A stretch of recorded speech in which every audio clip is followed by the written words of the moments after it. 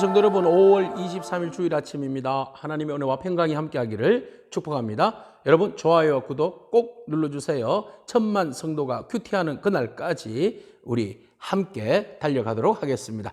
자, 오늘 우리에게 주시는 하나님의 말씀은 출애굽기 21장 1절로 11절까지의 말씀인데요. 우리 1절과 2절 말씀 읽도록 하겠습니다. 네가 백성 앞에 세울 법규는 이러하니라. 네가 히브리 종을 사면 그는 6해 동안 섬길 것이요 7째 해에는 몸값을 물지 않고 나가 자유인이 될 것이며. 아멘. 네, 하나님께서 이스라엘 모든 백성들에게 십계명을 주셨습니다. 하나님의 법규를 주시면서 그것으로 인하여서 너희는 자유하라, 그리고 너희는 안식하라, 그리고 너희는 서로 존중하라라고 말씀하셨습니다. 이제 구체적인 법규를 하나님께서 이스라엘 백성들에게 주십니다. 먼저 주신 법규는 바로 자유입니다. 자, 너희가 종되었던 땅에서 내가 너희에게 자유를 준 것처럼 너희들도 자유를 주고 또 자유를 누리고 살아라 라고 말씀하십니다. 그래서 첫 번째, 너희가 가나안 땅에 들어가거든 바로 너희 형제들 안에서 종이 생길 터인데, 형제 안에 생긴 종에 대해서 어떻게 대우할 것인가에 대한 이야기입니다. 그래서 6년 동안 종이 되었다가 7년해가 되면 안식년, 희년이 되죠. 그러면 그를 안식년에 풀어주어야만 합니다. 당연히 형제가 종이 되었던 사정이, 딱한 사정이 있을 거 아닙니까? 그래서 그가 파산을 하였던 어떻게 하였던 그가 종이 되어서 들어왔으면 그가 홀로 들어왔으면 홀로 내보내고 가족이 들어왔으면 가족 모두를 내보내야 한다는 것입니다. 자, 이유는 여러 가지 이유들로 인해서 종이 되었을 경우에 그가 완전히 그 파산에서 죽음의 위기가 아니라 종으로 들어와서 잠시 생명부지하는 겁니다. 그래서 숨고르기를 하는 거예요. 사실은 이 종의 생활은 숨고르기를 하기를 통하여서 6년 동안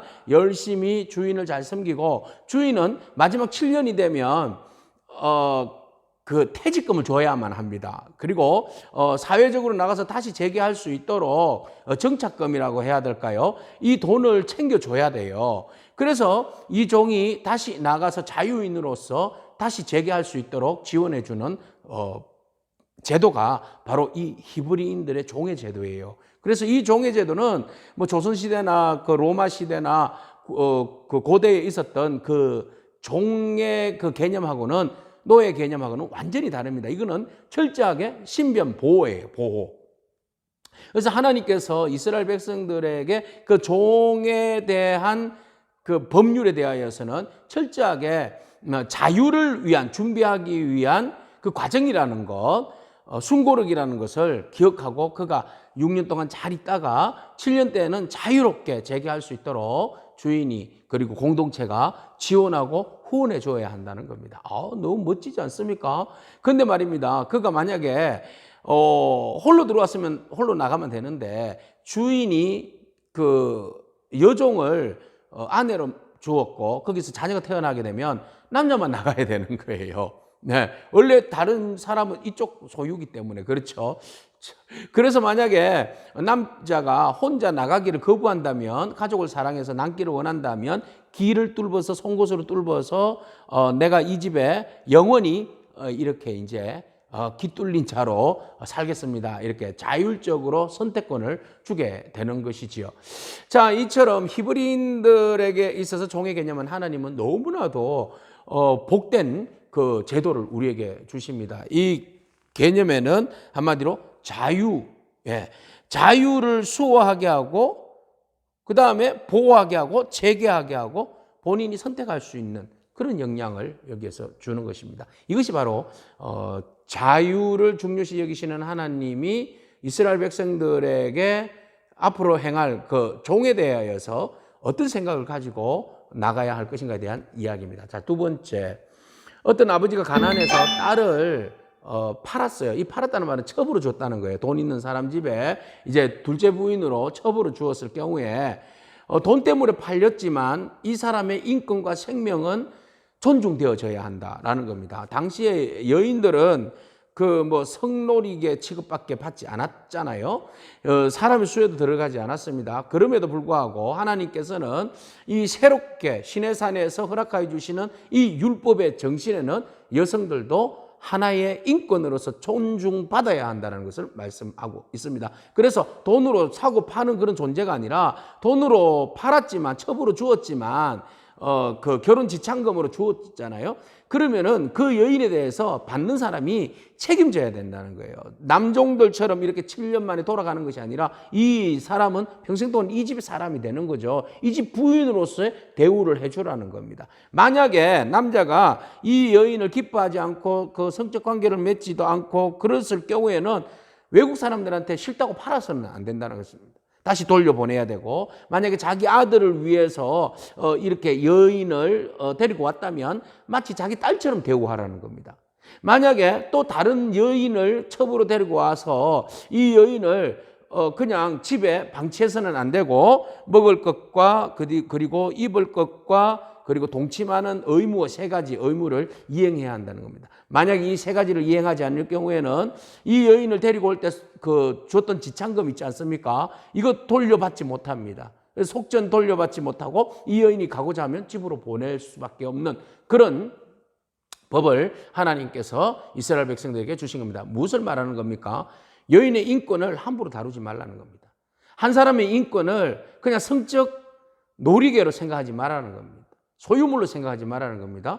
여성은 하나의 한 사람의 인권이요, 그 사람 집안에 중요한 그 위치에 있고 존중받아야 되고 생명이 모든 사람들에 의해서 보호받아야 한다라는 것을 말씀하고 있습니다. 먼저 하나님께서 제일 먼저 주신 법 2가지죠. 자유와 생명 존중입니다.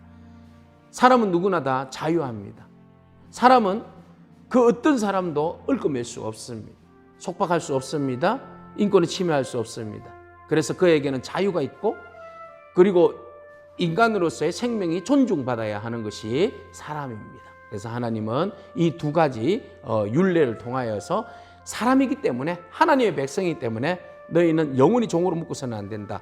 보호해주고 자유할 수 있도록, 그리고 그가 사회 정착금으로 나아갈 수 있도록 후원해서 퇴직금도 잘 만들어서 내보내야 된다. 이런 이야기를 하고 있어요.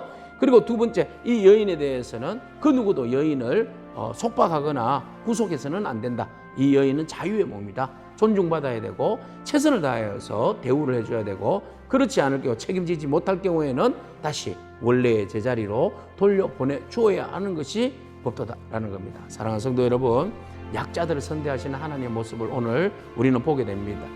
우리가 생활함에 있어서 권력과 힘이 있다고 해서 약자들을 함부로 대해서는 안 됩니다. 약자들은 우리가 보호하고 지켜주고 다시 재개할 수 있도록 우리가 적극적으로 서포트해 주어야 할 존재들입니다. 그 약한 자들을 후원하고 돕는 여러분 되기를 축복합니다. 그리고 아무리 인종적으로나 피부색이나 성적으로나 성별적으로나 약하게 태어난 사람이라 할지라도 우리가 무시해서는 안 됩니다. 그들도 하나님의 백성입니다. 하나님의 백성으로 존중해주고 그들을 축복해주고 그들이 바로 온전히 설 수 있도록 지원하는 그런 저와 여러분이기를 축복합니다. 기도하겠습니다. 주님 감사합니다. 약자들을 선대하시고 권리를 보장해 주시는 하나님의 말씀을 바라봅니다. 하나님, 오늘 우리가 살고 있는 자리에 약자들을 주님 보호하여 주시고 그들의 인권을 하나님 지켜주시기를 원합니다. 우리들로 하여금 그 약자들에 대해서 함부로 대하지 않게 하시고 그들의 인권을 높이며 그들과 함께 더불어서 하나님의 백성으로 온전히 살아갈 수 있는 저희들 될 수 있도록 축복하여 주옵소서. 예수님의 귀하신 이름으로 기도합니다. 아멘. 오늘도 믿음으로 승리하기를 축복합니다. 아멘.